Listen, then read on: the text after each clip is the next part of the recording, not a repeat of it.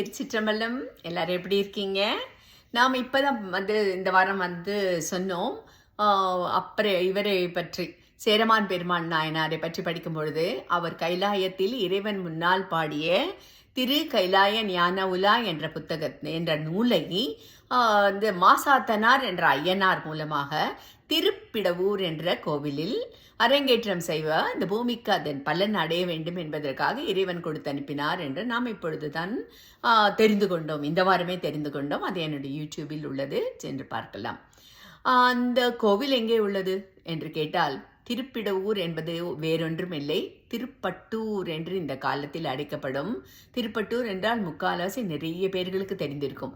ஏனென்றால் அது பிரம்மபுரீஸ்வரர் என்ற பிரம்மநாயகி என்ற பிரம்ம சம்பத் கௌரியானவள், அவர்கள் சிவனும் சக்தியும் அங்கு ஆசி தரும் கோவிலாக இருந்தாலும் கூட அந்த கோவில் எதற்கு ரொம்ப சில சமயங்கள்ல நம்ம ஏற்கனவே இந்த சந்திரன் கோயில் எல்லாம் பத்தி படிக்கும்போது சொல்லிருக்கோம்.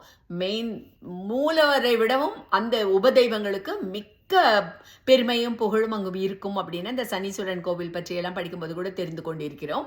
அதே மாதிரி தான் இங்கே எது அப்படின்னா பிரம்மபுரீஸ்வரர். அந்த பிரம்மபுரீஸ்வரர் என்ற சிவன் இருந்தாலும் அங்கே பிரம்மா இருக்கிறார். மிகப்பெரிய பிரம்மா, ரொம்ப ரொம்ப அழகா இருப்பார் அந்த பிரம்மா.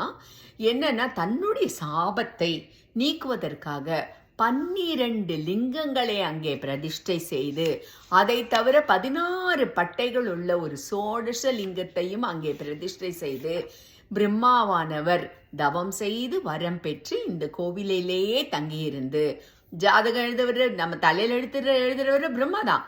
ஆனால் அந்த தலையெழுத்தை இந்த கோவிலுக்கு ஜாதகத்தோடு சென்று அங்கு வைத்து வணங்கிவிட்டு வந்தால் தலையெழுத்து மாறும் என்ற நம்பிக்கை இன்றும் பலருக்கும் உள்ளது. எங்களுக்கும் இருந்து நாங்களும் போய் அந்த பலனை அனுபவித்திருக்கிறோம். அப்பேற்பட்ட கோவில் அந்த கோவில்.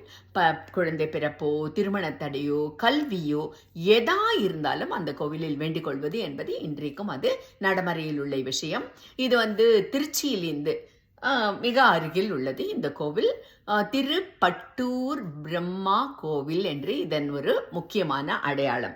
என்னென்ன 12 இது பார்க்கலாமா, லிங்கங்கள் பார்க்கலாமா?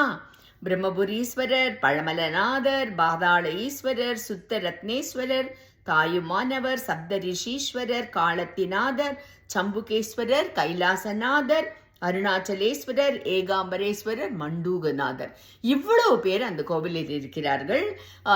இவர் இருக்காரு, நரசிம்மர் இருக்காரு. சென்று ஒரு முறை வணங்கிவிட்டு வாருங்கள். நன்றி, வணக்கம்.